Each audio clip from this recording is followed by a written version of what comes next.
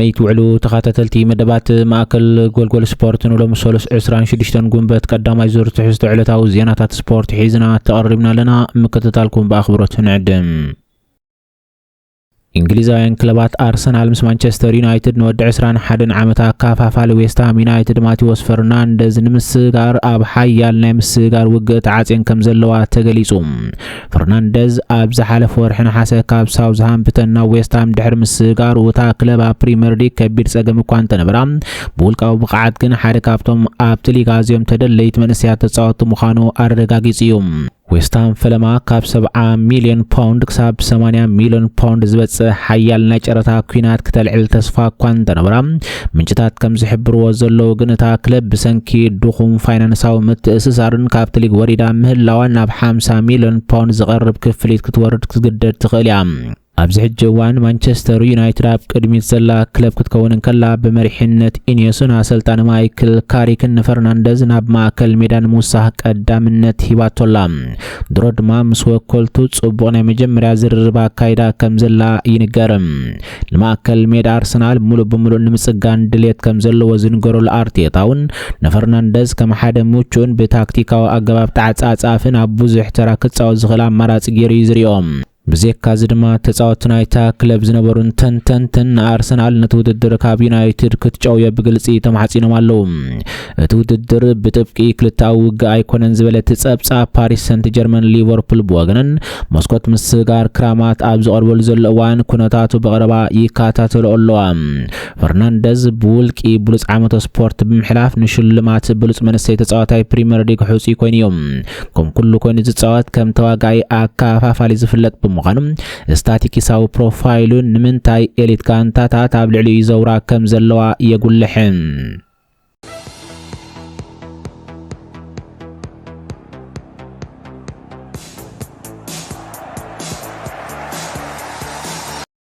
ካብ ዜናታት ዌስት ሃም ኬር ሓቅናን ከለና ተጻዋታይ ናይታ ክለብ ጃረድ ቦወን ኣብ ዌስት ሃም ዩናይትድ ክጸንሕ ዘለዎ ንጹር ቃል ኪዳን ብምግላጽ ምስ ቸልሲ ዘለዎ ናይ ምስጋር ምትእስሳር ነጺግዎም እዚ እንግሊዛዊ ናይ የማናት ቃይ ዋላኳ ክለብ ዌስት ሃም ናብ ቻምፒየንሺፕ እንተወረደት ምስ ናይ ሕጂ ክለቡ ክጸንሕ መሪጹ ምህላው ይነገር ዌስት ሃም ኣብ መወዳእታ ጾታ ፕሪምየር ሊግ ናይ ዓመተ ስፖርት ኣብ ልዕሊ ሊድስ ዩናይትድ ዘመዝገበቶ ናይ 3 ብባዶ ገፊሕ ዓወት ካብ ምውዳእ ክድሕን እኹል ኣይነበረን እዚ ከምዚ ኢሉ እንሃለወ ግን ቦወን ኣብዚ ክራማት ካብ ስታዲየም ለንደን ክወጽእ መደብ ከም ዘይብሉ ብግልጺ ብምግላጽ ትኹረቱን ራእዩን ምጽናሕን ዌስት ሃም ብቐጥታ ናብ ፕሪምየር ሊግ ምምላስ ምሕጋዝ ምዃኑ ፍሊጡ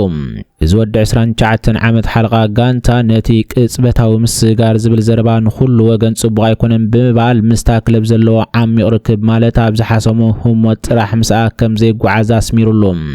ኣብ ትሕቲ ሓድሽ ኣሰልጣኒ ቻቢ ኣሎንሶ ትርከብ ቸልሲ ንቦወን ኣብ የማናይ ክንፊ ምኩርን ኣብ ፕሪምየር ሊግ ድማ ዝተረጋገጸ ናይ ምትካዕ ኣማራጺ ጌራ ብጽኑዕ ትከታተሎ ጸኒሓላ ዌስት ሃም ብሰንኪ ሙራዳ ልዕሊ 100 ሚሊዮን ፓውንድ ዝግመት ዓቢ ፋይናንሳዊ ሕጽረት ኣጋጢምዋ ብምህላው እዚ ድማ ፈለማ ብብዝሒ ተጻወት ሓፊሳ ክትሸይጥ ምዃና ዝገልጽ ወረታት ይስማዕ እዩ ምስ ቸልሲ ብምዃን ከም በዓል ማንቸስተር ዩናይትድ ሊቨርፑል ዝኣመሰላ ክለባት እውን ንህላውኡ ክካተተላ ጸኒሕን ኣለዋ ይኹን እምበር ጽኑዕ መርገጺ ቦወን ክሳብ 2030 ዝጸንሕ ውዕሉ ኣብ ቻምፒየንሺፕ ክረአ መደብ ከም ዘለዎ ይሕብር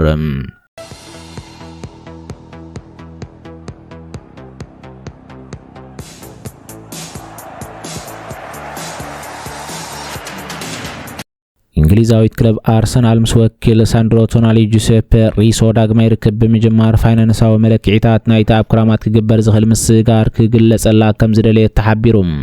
ድሕሪ ምዝዛም ዓመተ ስፖርት 2025-26 እናቐልጠፈ ዝመጽእ ዘሎ ግምታት እዚ ዝግበር ዘሎ ርክብ ክሳብ ክንደይ ምዕብል ምዃኑ ዝገልጽ ጸብጻብ ኣዝዩ ተጋራጫዊ ኮይኑ ይቕጽል ኣሎ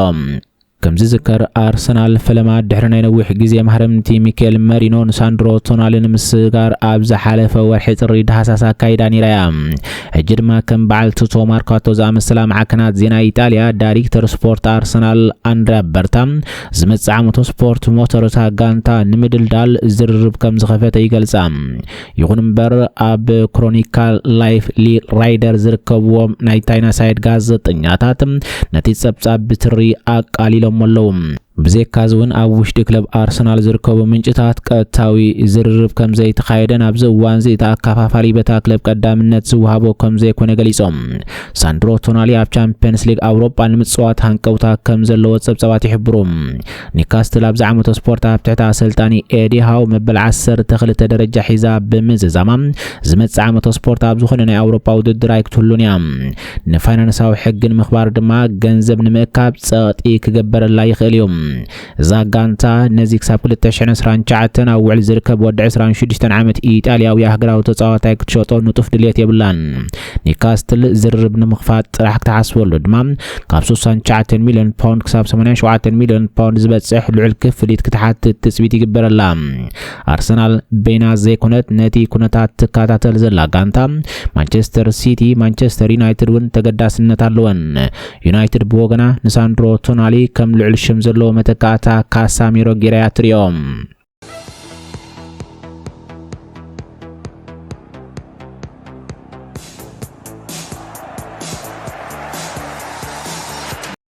موروكاوينا يمان تخلخلا يشرف حكيميا ፍጻሜ ቻምፒየንስ ሊግ አውሮፓ አንጻር አርሰናል ጾታና የመጀመር ተኽእሉ ጸቢብ መኻኑ ተገሊጹም እዚ ተጻዋታይ ወላኳ ካፕቲ ጾታ ሙሉ በሙሉ በወቅዒ ከም ዘለን ተዘይተረጋገጸ ጸብጸባት ማዕከና ዜና ከም ዘመልከት ወግን ምስቀዳሞት ናብ ሜዳ ንምእታው ዕድሉ አዚዙ ሓደ ከም ዝኾነ ይገልጾም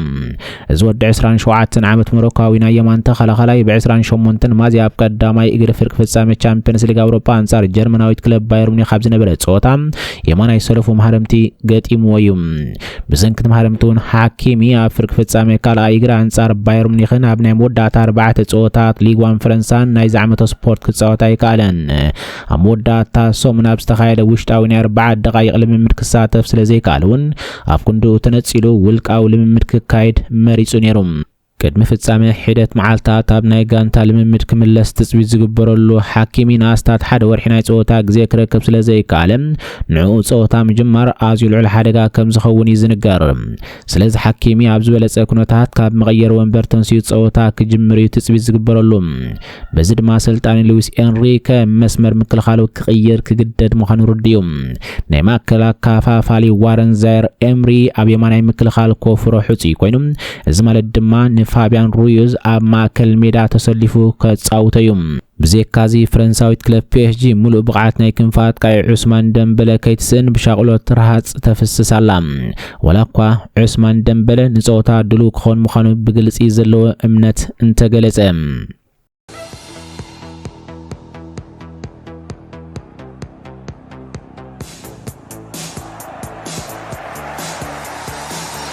እቲ ብቦትል አርሰናል ዝብል ሳጓዝ ፍለጥ ታል ሮማን ዝተባሃለ ደጋፊ ማንቸስተር ሲቲ አርሰናል ዋንጫ ፕሪሚየር ሊግ ብምዕታራ ናብ ደገፍቲ እንኳ ሓጎሰኩም ዝብል መልእኽቲ ድሕሪ መልኣኽ ኣብ ዝመጽና ቻምፒየንስ ሊግ አውሮፓ ናይ ፍጻሜ ጸወታ አንጻር ፓሪስ ሰንት ጀርመን ተራ ተዓዊቶም ናብ ወርሒ ክገይሽ ከም ዝግደድ ብቐሊሉ ልቡ ኣሚንዋ ከም ዘሎ ተዋዚዩ ኣብ ከም በዓል ቶክ ስፖርትን ቲክቶክን ዝኣመሰሉ መድረኻት ኣብ ዝተዘርግሐ ቪድዮ ረህማን ንደገፍቲ አርሰናል ብቐጥታ ብዝተሓዋወሰ ሓቀኛ ስፖርት بقعت ننوح اوان الصنح لاقصنا ملكيتو تزاريبهم ندغفتي وانچا ليግ ንምርጋጽ 22 ዓመታት ከም ዝወሰደ ብምስኻር ካብ ልቢ ነትهم ሞት አስተማቅሩ ወይሎም بزيكازي اتمبغسي فايرال وازا طرح منبارون اب لعل عوت ارسنال زخنا حقنيا صلي ويكا قيمتا كمزي عاغورنا نصيروم ارسنال 30 غنبت 2026 اب بودابست نبي اس جرتيا وانچا چامبيونز ليج اوروبا تعوت انتراكيلا قال بقالو كابزا بلانيت كوت كمز قدر توازيوم رحمان نغانتا ميكيل ارتيتا وانچا بريمير ليج كمزي توسر ترمز حزاك ترف مخنا بمغلاسم ني ارسنال ارمازلاتا ترمز حزو بلاغزي مايك سيتاب كاميراتات آتينيروم مانشستر سيتي أنصار إيفرتون برماز وساننت بمتفاس عبقن أرسنال وانشا بريمير ليج بوقعي كتلعل أقيل وايوم درز عوت كم بعل غابرييل ماغالاشين بيرو هينكابن زامسولو تصاوت أرسنال أبوان حاجوز ترمز ماي حزم بمقراب بزي محرت نريهمان أب محبرهم الرغبيتات رئيسخا أدناني لهم يوم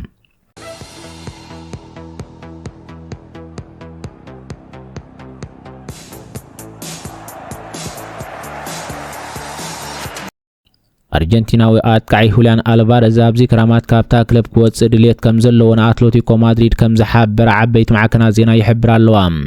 አትሌቲኮ ማድሪድ ዝለዓለ ኣታዊ ዝረክብ ናይታ ክለብ ተጻዋታይ ጌራ ውዕሉ ክተናው ሓልኳ እንተሓበረቶም እዚ አርጀንቲናዊ ተጻዋታይ ግን ነቲ ውዕል ነጽይዎ ከም ዘሎ ይንገረሉ።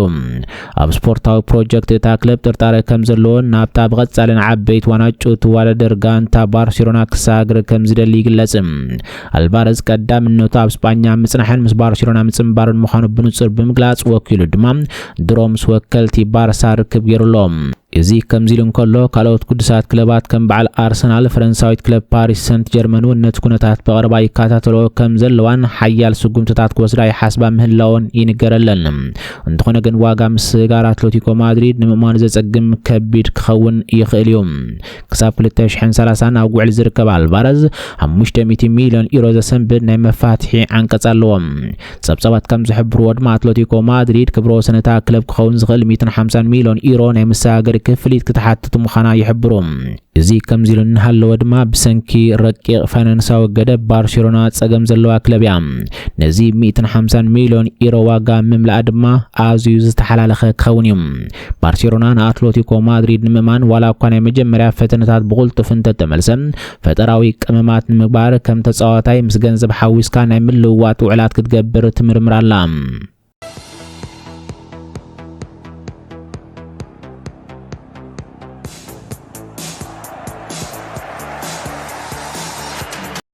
ኣብ ካልእ ዜና ወናኒ እንግሊዛዊት ክለብ ኖቲንግሃም ፎረስት ኢቫንጀሎስ ማሪናክስ ኣብ ኣቴነስ ኣብ ዝተኻየደ ናይ ኩዕሶ ሰኪዔት ናይ ዩሮፓ ሊግ ናይ ፍጻመ ጸወታ ምስ ላዕለዋይ ኣማኻሪ ነበር ንወዲ ሓውን ናይ ሕጂ ቀዳማይ ሚኒስተር ግሪክን ግሪኮርስ ዲሜትሪያስ ብቦክስ ከም ዝኣተወ ተገሊጹ።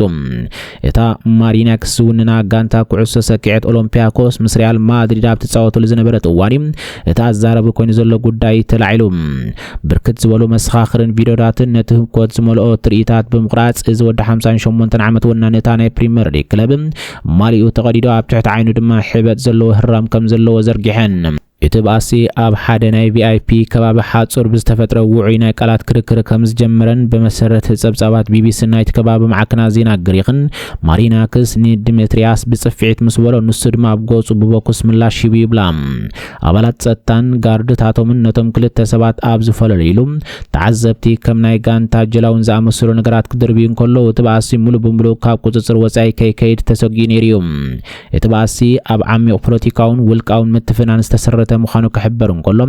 ዲሜትሪያ ኣብ 2022 ድሕሪ ሰፊሕ ናይ ቴሌፎን ዕንድራ ካብ ኣብ መንግስቲ ግሪክ ዝነበሮ ተራ ከም ዝለቐቐን ብማሪናክስ ውንና ማዕከናት ዜና ድማ ኣብቲ ጉዳይ ተሳትፎ ከም ዘለዎ ብምጥቃስ ነቒፎንኦ ነይረን። ከም ውጽኢት ናይዚ ድማ ዓቃቢ ሕጊ ስፖርት ግሪክ ኣብ ልዕሊ ክልቲኦም ሰባት ብሰንኪት ኣብ ስታድየም ዘጋጠመ ባእሲ ገበናዊ ክሲ ከቕርብ ድያ ይቕርብን ንምፍላጥ ወግዓዊ ምርመራ ጀሚሩሎም። ከም ዝዝከር ኣብ ጉንበት 2025 ማሪናክስ ክለቡ ኖቲንግሃም ፎረስት ምስ ሌስተር ሲቲ 2-2 ድሕሪ ምፍልላያ ነቲ ናይ ሸዋ ስልጣን ኑኖ ኤስፒሪቶ ሳንቶ ብሕርቃን ካርሞ ናብ ሜዳ ብምውራድ ዓብ ዕግርግር ፈጢሩ ከም ዝነበረ ይርስዓን።